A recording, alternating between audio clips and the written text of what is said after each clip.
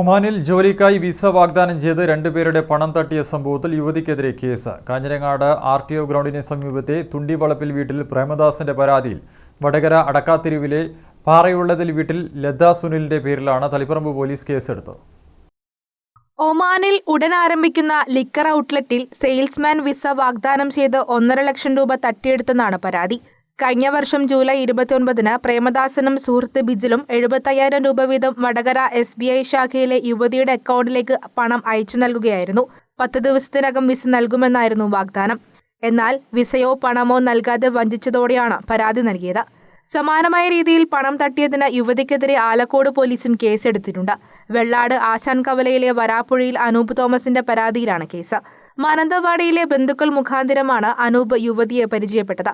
തുടർന്ന് ഒമാനിൽ സ്വന്തമായി കമ്പനി നടത്തുകയാണെന്ന് പറഞ്ഞ യുവതി സെക്യൂരിറ്റി തുകയായി കഴിഞ്ഞ വർഷം മെയ് 17-ന് 75,000 രൂപ കൈപ്പറ്റുകയായിരുന്നു. പിന്നീട് പണമോ വിസയോ ലഭിക്കാതിരുന്നതോടെയാണ് പരാതി നൽകിയത്.